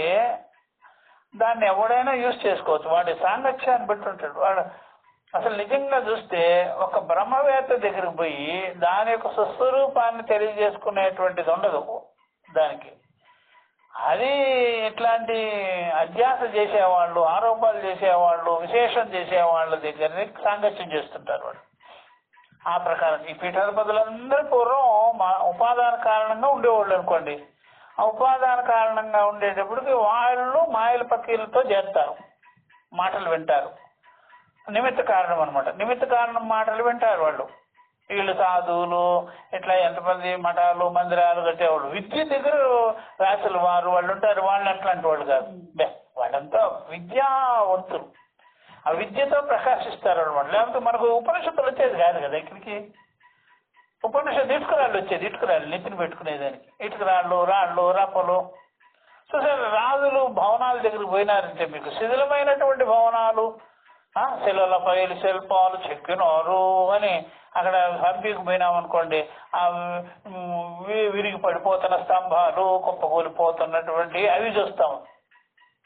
అదే మీకు విద్యాలయాల్లోకి వినారనుకోండి, ఆ పురాతనమైనటువంటి సరస్వతి లైబ్రరీ ఉంటుంది కదా, సరస్వతి గ్రంథాలయము తంజావూరులో, అక్కడికి పోతే మీకు ఏమో కనిపిస్తుందండి, పురాతనమైనటువంటి శాస్త్రాలు అన్నమాట. వాళ్ళు ఎంత కృషి చేసి ఉంటారు. ఈ వ్యవహారం పెట్టుకుంటే అది రాసేవాళ్ళు కాదండి. ఈ వ్యవహారం పెట్టుకుంటే రాసేవాళ్ళు కాదు, వాళ్ళు చెప్పేవాళ్ళు కాదు, రాసేవాళ్ళు కాదు. రాసేవాడు చెప్పేవాడు కర్మకాండలోకి పోతే ఇంకా ఇవన్నీ పక్కకు పోతాయి. ఇంకంతే, రాళ్ళు రప్పలు మిగులుతాయి, కోటలు గుళ్ళు గోపురాలు మిగులుతాయి. మీకు తర్వాత వచ్చేయడానికి మీకు ఎందుకు పనికిరాదు, అది గ్రంథాలు మిగులు. అందుకని ఋషులందరూ ఎంతో కృషి చేసి మనకి ఈ విద్యను అప్పచెప్పారు. గౌడపాదాచార్యుల వారు గుళ్ళు గోపురాలు మఠాలు మందిరాలు కట్టుంటే మనకి మాండుక్యం వచ్చేది కాదు. శంకరాచార్యుల వారు మఠాలు మందిరాలు కట్టుకొని కూర్చోవాలంటే ఇంకా మనకి దశభాష అంత వయసులో 32 ఏళ్లలో అండి వానికి ఎక్కడ టైం ఉందండి. మఠాలు మందిరాలు ఆ రాజు దగ్గరికి పోయి దండుకోవటం, ఈ రాజు దగ్గరికి పోయి దండుకోవటం ఏం లేదండి వాళ్ళ దగ్గర. రాజుల్ని ఖండన చేసేవాళ్ళు వాళ్ళు. ఇతర మతాలను దుర్మతాలంతా ఖండన చేసినట్టు కూడా రాజులను ఖండన చేసేవాళ్ళు. మీరంతా సరైన పరిపాలన చేయడం లేదని చెప్పేవాళ్ళు వాళ్ళు. వాళ్ళు ఆ 32 ఏళ్లలో ఎంత భాష్యాలను మనకు రచించి పోయారంటే వాళ్ళ నిష్టంతా దేల్లో ఉండాలి, జీవితం అంతా దేల్లో ఉండాలి. అది బాగా గమనించుకోవాలి. మఠాలు మందిరాలు రాళ్ళు రప్పలు దాంట్లో లేదు వాళ్ళు. వాళ్ళంతా అక్షరాలలో రమించారు, జ్ఞానంలో రమించారు. అట్లా వీళ్ళకి మాయావి వీళ్ళంతా మాయావులు. వాళ్ళు మాయావి రహితులు, మాయకి అతీతంగా ఉన్నారు. చూసారా, అది బాగా తెలుసుకోవాలి. కనుక ఈ ప్రకారంగా చూసారా, మొట్టమొదటి అలా ఉండేవాళ్ళు. తర్వాత ఎవడో నిమిత్త కారణం మాయల పక్కీలతో చేరారు, మాయల పక్కీలు మాట్లాడుతూ చేరారు కానీ వీడు మాయావి అయిపోయాడు, జారిడి వాడైపోయాడు, వాడు వీడైపోయాడు. చివరికి చూడకపోతే మనకి ఏమొచ్చిందిరా అంటే ఏమొస్తుందండి మీకు? ఇటుక రాళ్ళు వస్తాయి, మీకు ఇటుక రాళ్ళు వస్తాయండి. విద్య రాదు, ఇటుక రాళ్ళే వచ్చాయి. అందువలన అసతః కారణాతు నతు తత్వతః ఏవాత్మనః జన్మ యుజ్యతే. కనుక ఇది అండర్లైన్ చేసుకోవాల్సిన పాట. నతు తత్వతః ఏవాత్మనః జన్మ యుజ్యతే. తత్వతః తు శబ్దం చేత అతత్వతః కాదు, తత్వతః ఉన్నదన్నట్టుగా పరమార్థ దృష్టిలో పరమార్థ తత్వం యందు జన్మ అనేది రాదు. ఈ ఆత్మకు జన్మ లేదు. తత్వతః ఏవాత్మనః జన్మ యుజ్యతే. వాస్తవంగా ఉపాదానంగా అసలైన కారణం యందు అసలైన స్వరూపంలో జన్మ అనేది నా యుజ్యతే రాదు, సంభవం కాదు. దాని మీద అధ్యాస చేస్తేనే వస్తుంది, అధ్యాస చేయకుండా రాదు. నిమిత్త కారణంతో చేరుంటారు వీళ్ళు. నిమిత్త కారణం గాలి తోకుంటుంది. నీకు ఎందుకు రా వస్తుంది కరోనా అంటే నీకు ఆ గాలి తగిలి ఉంటుంది, నీకు ఆ స్పర్శ వచ్చి ఉంటుంది, ఆ స్పర్శ వల్లనే నీకు కరోనా అంటుకుంది. లేకపోతే అంటారు నువ్వుగా ఉన్నావు అనుకోండి, అంటనే అంటారు. నువ్వు దేంతోనో టచ్ అయినావు, ఏదో వస్తువులతో దాంతో దీంతో సాంగత్యం చేసి నీకు వచ్చిందే కానీ యథార్థంగా వాస్తవంగా నీకు ఏది వచ్చేది వీలు లేదు. అత ఇప్పుడు చెప్తున్నారు చూడండి, అథవా లేక లేక అని శంకరాచార్యుల వారు ఏంటంటే ఇట్లా కూడా విచారం చేయండి అంటారు. ఆయన ఎప్పుడైనా సరే ఒక పాయింట్ ఇచ్చి ఈ పాయింట్ ప్రకారంగా విచారం చేయండి, ఈ రూపంగా కూడా విచారం చేసుకోండి అని అథవా అని వికల్పాన్ని చూపిస్తారు. అథవా సతో విద్యమానస్య వస్తునః రజ్వాదేహే సర్పాదివత్ మాయయా జన్మ యుజ్యతే నతు తత్వతః అని కూడా అన్నారు. చూసారా, అథవా ఇట్లా కూడా అనుకోండి, ఇట్లా కూడా తెలుసుకోండి, ఇట్లా కూడా మీరు అర్థం చేసుకోవచ్చు. ఎందుకంటే సతో విద్యమానస్య వస్తునః సత్స్వరూపంగా విద్యమానమవుతున్న ఉన్నటువంటి వస్తునః వస్తువుకి జన్మ అనేది కల్పన అనేది భ్రమలు అనేది ఎలా వస్తాయంటే రజ్వాదేహ సర్పాదివతు తాడుగా ఉన్నది. అక్కడ తాడుగా ఉన్నది. తాడుగా ఉంటే ఏమి రాదు. ఆ తాడుని మీరు చూసారా, తాడుని సరిగ్గా అర్థం చూడకుండా మీరు భావించుకోవడం బట్టే వస్తుంది. సర్పాది భావనలు వస్తాయి. సర్పాదివతు సర్పాదులు ఎందుకు వచ్చినాయి? బ్రహ్మచేతనే వచ్చినాయి. తాడులో సర్పాలు ఎక్కడి నుంచి వస్తాయి? బ్రహ్మచేతనే వస్తాయి. చూసారు, తప్పుగా తెలుసుకోవడం బట్టే వస్తాయి. అట్లా మాయా జన్మ యుజ్యతే ఉన్న తత్వంలో నీకు ఈ జన్మ అనేది కర్మకాండ జన్మ, ద్వైత జన్మ, అవిద్యాకామ కర్మలు ఎలా పుడతాయి అంటే మాయా ఏవ జన్మ యుజ్యతే, మాయా ఏవ జన్మ యుజ్యతే నతు తత్వతః యథార్థంగా వాస్తవంగా జన్మ రానే రాదు. వాస్తవంగా అయితే రాదండి, అవాస్తవంగానే వస్తుంది. అట్లా బాగా తెలుసుకోండి. అందుకనే మీకు అద్వైతం దగ్గర ఎవరన్నా కూర్చుంటారో చూడండి రా అంటే ఎవరు కూర్చోలేడు, అది యథార్థం కాబట్టి. ద్వైతం దగ్గర ఎవరన్నా కూర్చోలేదు, అందరూ కూర్చున్నారు సార్ అంటారు, అది చూసారా అవాస్తవం కాబట్టి, యథార్థం కాదు కాబట్టి ద్వైతంలో కూర్చుంటారు అందరూ. ద్వైతానికి ఫాలోవర్స్ ఎక్కువ, అద్వైతానికి ఫాలోవర్స్ ఎక్కువ అని చూస్తే ద్వైతానికే ఫాలోవర్స్ ఉంటారు సార్. అర్థమైందా? అట్లా అదే అనమాట. అద్వైతానికి ఎవరు ఉండరు సార్ అని చెప్పేస్తారు. అట్లా బాగా తెలుసుకోవాలి. యథార్థానికి ఎవరు రారు, సహాయకారు ఎవరు ఉండరు, యథార్థానికి సహాయం చేసేవాడు ఎవరు ఉండరు. అంత మాయకే సహాయం చేసే వాళ్ళందరూ ఉంటారు. అందుకనే మాయకే సహాయం చేసేవాళ్ళు ఉంటారు కానీ యథార్థానికి సహాయం చేసేవాడు ఎవడు ఉండరు. అది బాగా తెలుసుకోవాలి. గీస్య చెప్తున్నారు ఇప్పుడు ఈ ప్రకారంగా చెప్పారు. యథా తథా గ్రాహ్యస్యాపి సతః ఏవ ఆత్మనః రజ్జు సర్పవత్ జగద్రూపేణ మాయయా జన్మ యుజ్యతే. యథా ఏ ప్రకారంగా అయితే తథా ఆ ప్రకారంగా గ్రాహ్యస్యాపి సతః అగ్రాహ్యస్యాపి సతః అగ్రాహ్యమై ఉండేదనమాట. అంటే దానిలో గ్రాహ్యమే లేదు. అంటే జగజ్జన్మాదులు అనేది నామరూప వ్యవహారాలు అనేది గ్రాహ్యమే లేదు దానిలో. జగజ్జన్మాదులు అనేది నామరూపాలు అనేది వ్యవహారం అనేది గ్రాహ్యమే లేని సతః సత్స్వరూపము యందు ఉన్న యథార్థం యందు సతః ఏవ ఆత్మనః అట్టి ఆత్మయందు రజ్జు సర్పవతు తాడు యందు పాము వలె జగద్రూపేణ తాడు యందు పాము వలె ఈ జగద్రూపమైనటువంటి మాయా కార్యమైనటువంటి జన్మ యుజ్యతే. ఈ జగద్రూపమైనటువంటి మాయా కల్పనల చేత జన్మ అనేటువంటిది సంభవమగుచున్నది. తాడు యందు పాము వలె.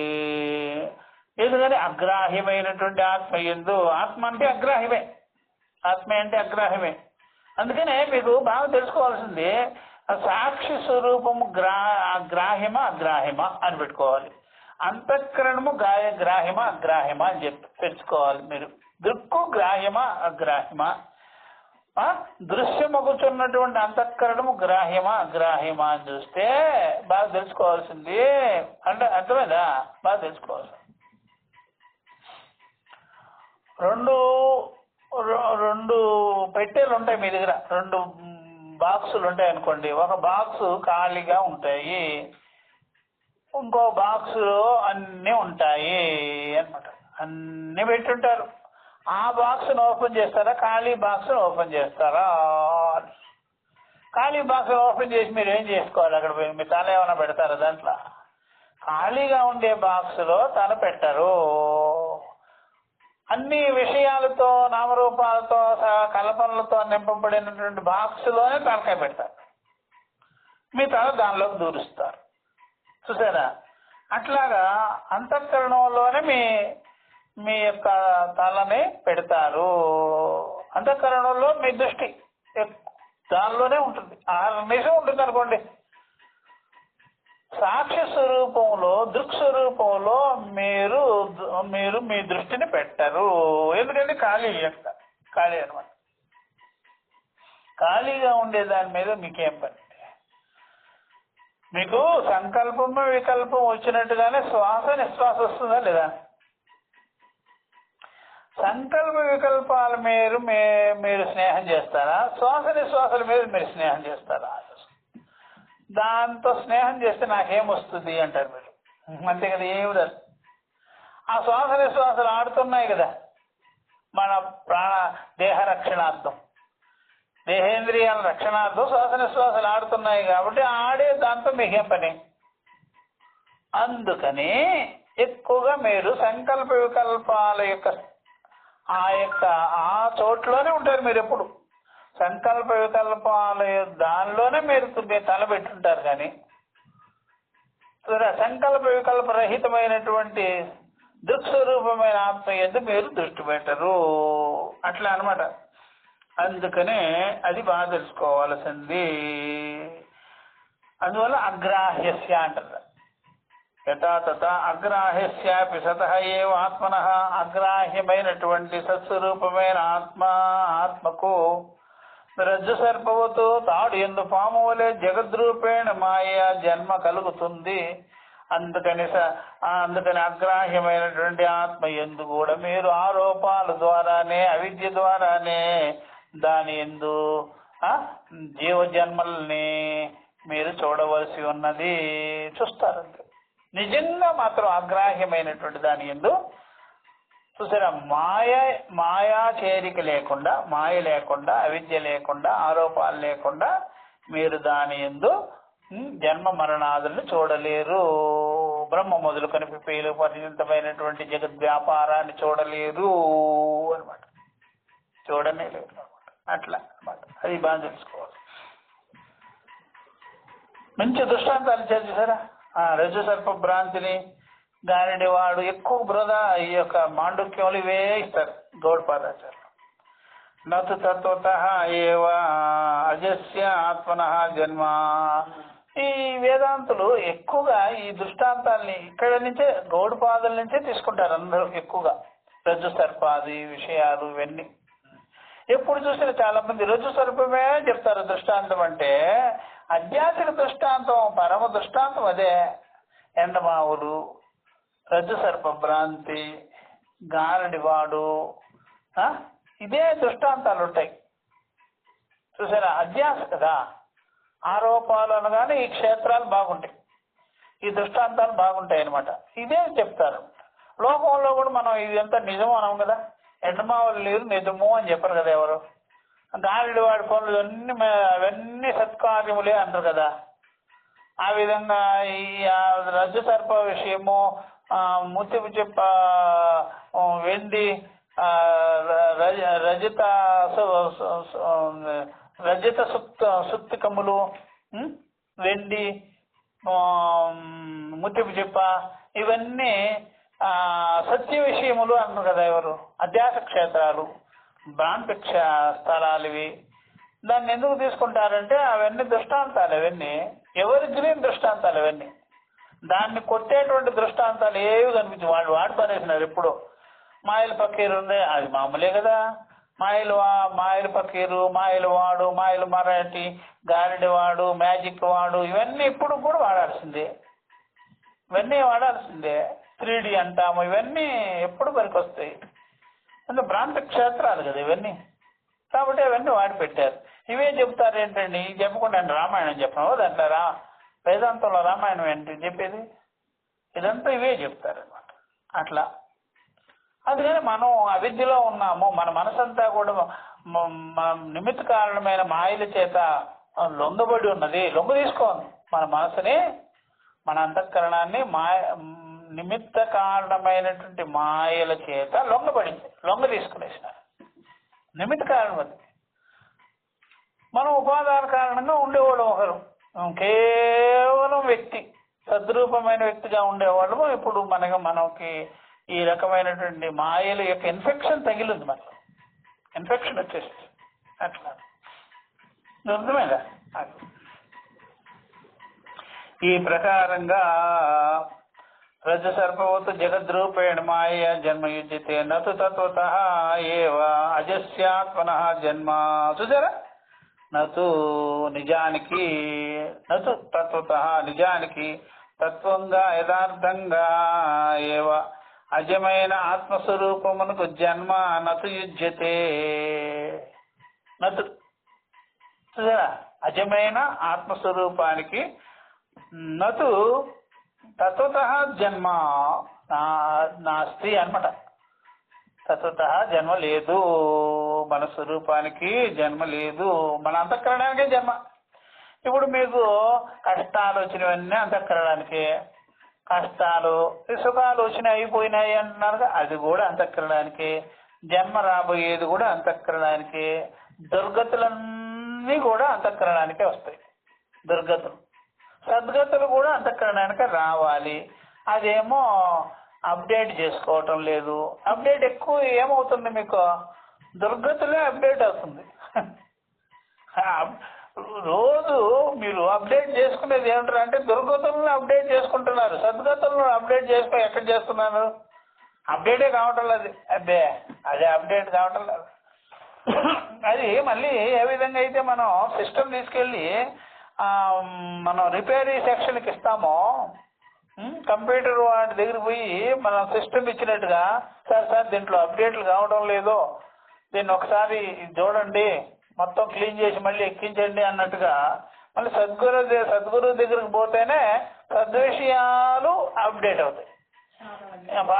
పాతవన్నీ తీసేసేసేయాలి, డిలీట్ చేయాలి. అవన్నీ ఇన్ఫెక్షన్లు బాగా వైరస్ అంతా పట్టేసేసింది, ఆ వైరస్ అంతా క్లీన్ కావాలి.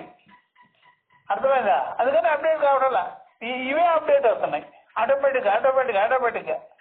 అందుకని మీరు ఎప్పుడైనా సరే ఏదైనా సరే ఓపెన్ చేసినారనుకోండి, విండోస్, స్మార్ట్ ఫోన్ ఏదైనా సరే, వెంటనే ఏదో ఒకటి కనిపిస్తుంటుంది, దీన్ని నొక్కు అని. మీరు నొక్కకుండానే మీ వేలు దాని మీద పడిపోతే అది ఓపెన్ అయిపోతుంటుంది. అది ఎవడో చూసారా, నైజీరియా వాడో చైనా వాడో మిమ్మల్ని అటాక్ చేసేస్తుంటాడు.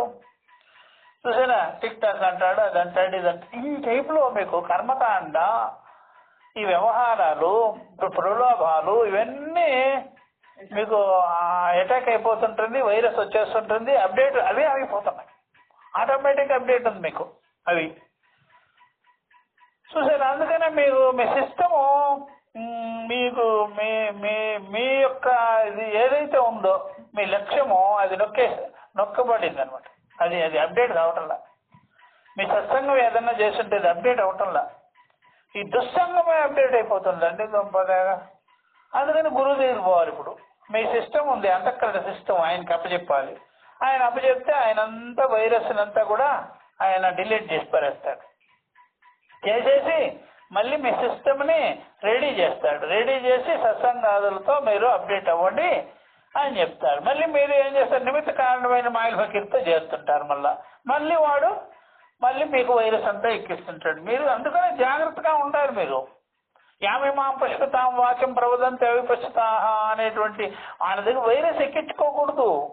పోయి అదే పని మీరు చేసేది, అది చేస్తే ఇది వస్తుంది, ఇది చేస్తే అది వస్తుంది, ఇది పెట్టుకుంటే అది వస్తుంది, నెత్తి మీద యాసిడ్ పోసుకుంటే ఇది వస్తుంది అని చెప్తారు మీకు. అది మీకు చివరికి మీ తలంతా కూడా కన్నాలు పట్టడమే కానీ, రంధ్రాలు పట్టడమే కానీ ఏం రావాల్సి వచ్చింది, ఏం రాదు. మీరు బాగా గుర్తుపెట్టుకోండి, వైరస్ ఎక్కించుకోవద్దు కర్మిష్ఠుల దగ్గర పోయి. అందుకని సద్గురువుల దగ్గరికి వెళ్ళి వైరస్ తీయించుకోండి. మీ సిస్టము అసలు అబ్బో మన లోకల్ సిస్టమ్ అయితే, భౌతికమైన సిస్టమ్ అయితే ఒక 4-5 నెలల నుంచి మీకు వైరస్ ఉంటుందే కానీ ఇది జన్మల వైరస్. ఈ జన్మల వైరస్ నుండి మీరు బయటపడాలంటే సద్గురువుల దగ్గరికి వెళ్ళాల్సిందే స్వామి. అదంతా తీసుకోవాలి, అది బాగా తెలుసుకోండి. అట్లా కాబట్టి యస్య పునః ఇప్పుడు చెప్తున్నారు, యస్య పునః పరమార్థ సద్ అజం ఆత్మతత్వం జగద్రూపేణ జాయతే వాదినః నహి తస్య అజం జాయతే ఇతి శక్యం వక్తుం విరోధాత్ తతః తస్య అర్థజాతం జాయతే ఇతి ఆపన్నం తస్యానవస్థా జాత జాయమానత్వేన చూసారా, జ్ఞాయత్వేన తస్మాత్ అజమేకం ఏవ ఆత్మతత్వమితి సిద్ధం అని అక్కడ లాస్ట్లో తేల్చారు. చెప్తున్నారు యస్య పునః అయితే మరి ఎవరైతే వాదాలు చేస్తుంటారో, వాదించేవాడు ద్వైతవాది పూర్వపక్షమే వాదం చేస్తాడు చూసారా. అజజ్ఞానం కలిగిన వాడు వాదన చేయడు, జన్మ జ్ఞానం ఉన్నవాడే వాదన చేస్తుంటాడు. జన్మ విషయాల్లోనే, కార్య విషయాల్లోనే వాదన చేస్తాడు. కారణ విషయాల్లో వాదన ఉండదు, కార్య విషయాల్లో వాదన ఎక్కువ, ద్వైత విషయాల్లో వాదన ఎక్కువ, నామరూప విషయాల్లో వాదన ఎక్కువ, కల్పవృక్షం దగ్గరికి పోతేనే కల్పనలు ఎక్కువ. అందువల్ల కల్పవృక్షం దగ్గర పోతే మీరు ఏదో కల్పవృక్షం కామధేను, అబ్బో డేంజరస్ అవన్నీ, మీకు వైరస్ అవన్నీ మీకు తెలియటం లేదు. కల్పవృక్షము, కామధేనువు, చింతామణి, నా మొహము, వాటి దగ్గర పోకూడదు మీరు. అవన్నీ చాలా డేంజరస్ అనమాట. కల్పవృక్షం అంటే కల్పాల వృక్షము, కామధేను అంటే కామాల ధేనువు. చూసారా, కామధేను అంటే మనకేంటంటే పాలు అలా పితుకుతూ ఉంటే పితక్కుండానే వచ్చేస్తూ ఉంటుంది పాలు. ఇది అట్లా కాదు, ఒక్కసారి మీరు అక్కడ కూర్చున్నారంటే సార్ కామమే కామం, కామాల కల్పనలు చేస్తూ ఉంటుంది. కామధేనువు అది, కోరికల ధేనువు, అది డేంజరస్ అది. ఇంకోటి ఏంటి, కల్పవృక్షము, కామధేము, చింతామణి, చింతలని ప్రకాశిస్తుంటుంది అది. సరే, చింతలను ప్రకాశింపజేస్తుంది. ఏం చింతలను అంటే బాహ్య విషయాల చింతన, ఆది భౌతికము, ఆధ్యాత్మికము, ఆది దైవికమైనటువంటి సంసార విషయాలంతా చింతనంతా పుట్టిస్తుంటుంది. ఆ మూడు కూడా చూసారా పరమ డేంజరస్ అనమాట. ఈ సంసారము సముద్రం నుండి వాళ్ళు వెలికి తీశారనమాట. ఒక్క అమృతం వేరేగా వచ్చింది, ఒక్కటే అమృతం, మిగిలినవన్నీ వచ్చినాయి. ఎవరికి వాళ్ళు పట్టుకుపోయినారు. అమృతం మాత్రం చూసారా, అమృతం మాత్రము విషతుల్యముగా ఉంటుంది కాబట్టి అమృతాన్ని ఒక్క పరమశివుడు గ్రహించుకున్నారనమాట.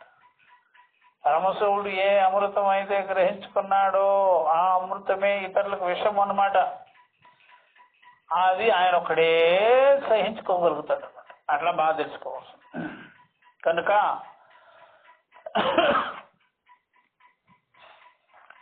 చూసారా, కల్పవృక్షము, కామధేనము, చింతామణి, అది డేంజరస్ అవన్నీ, వైరస్ అవన్నీ. ఆ వైరస్ కానీ అంటుకుంటే పోదు మీకు. అది అర్థమైందా? యూహాన్ సిటీలో ఉన్నట్టే వాటిలో కానీ మీరు ఇరుక్కున్నట్లయితే బాగా తెలుసుకోవాలి.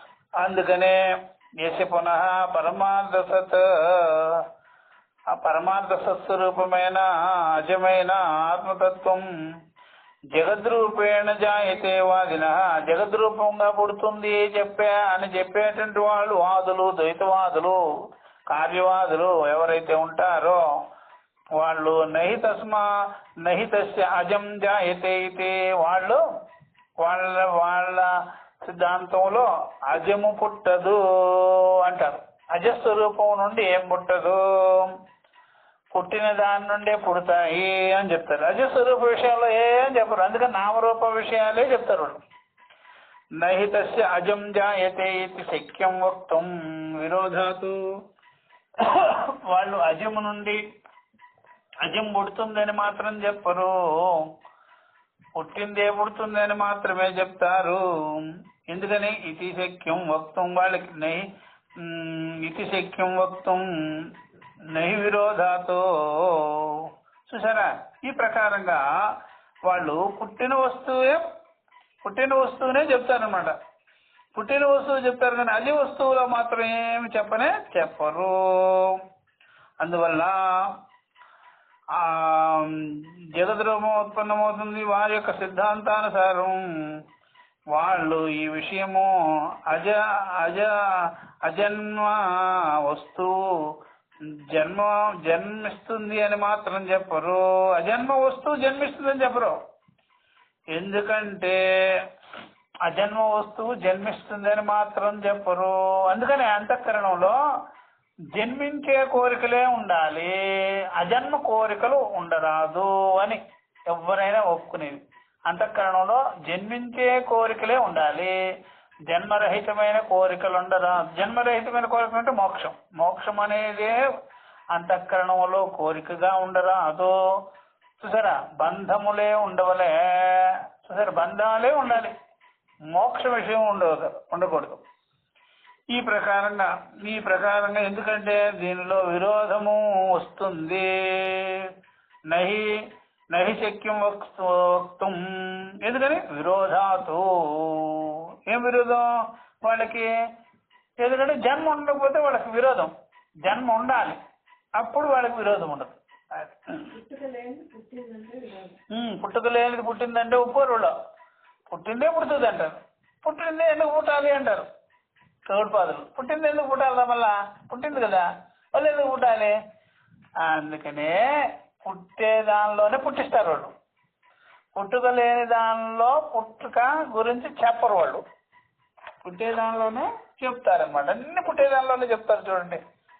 అందుకనే పుట్టే దానిలోనే పుట్టిస్తారు. ఏదైనా పుట్టుక లేనిది కానీ అనిపిస్తే దాంట్లో ఒకసారి పుట్టుక చేసేసి పుట్టుక కల్పన చేసి ఇక మేట పుట్టుక పుట్టిన దానిలోనే పుట్టాలని చెప్తారు. ఉదాహరణకు ఒక రాయి, ఆ రాయిలో ఎప్పుడైతే మీకు నామరూపాలు ఇచ్చారో ఇంకా నామరూప వ్యవహారమే కంటిన్యూ ఒకసారి ఇచ్చేసింది.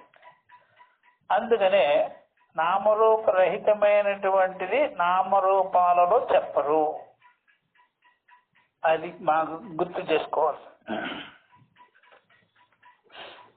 కనుక ఈ ప్రకారం విరోధం కలుగుతుంది వాళ్ళకి. స్వతః సిద్ధము తస్య అర్థజాతం జాయతే ఇది ఆపన్నం. కనుక ఏమిటయ్యా ఇక్కడ అంటే స్వతసిద్ధమైనటువంటి కాబట్టి స్వతసిద్ధమైనది కాబట్టి వాళ్ళ యొక్క సిద్ధాంతంలో ఈ స్వతసిద్ధమైనదే లేదనమాట. అంతా జన్మశీలములే ఉంటాయి. చూసారా, అర్థాత్ జాతం జాయితే పుట్టిందే పుడుతుంది అనేది సిద్ధాంతం వాళ్ళది. అజం నుండి పుడుతుంది అనేది ఒకరు. జాతం నుండి జాతం తస్య జాయితే అదే కారికాకరణంది. జాతం తస్య జాయితే పుట్టినదే పుడుతుంది, అజాతం నుండి ఏమీ పుట్టదు అని చెప్తారనమాట. కాబట్టి పుట్టిందే పుడుతుంది. తత్వతః జాయితే యస్య జాతం జాయితే ఇది ఆపన్నం తస్య అనవస్థ. ఇలాగా జాతం జాయితే అన్నారనుకోండి, అప్పుడు మేమేమంటామంటే అనవస్థ వస్తుంది. పుట్టిన దానిలో ఎందుకు పుట్టాలరా అంటాం. పుట్టిందే ఎందుకు పుట్టాలి? పుట్టిందే పుట్టి ఏమవుతుంది? అనవస్థ దోషం వస్తుంది. ఎండ్లెస్ గా చెప్తారు. పుట్టిందే పుట్టి అనవస్థ.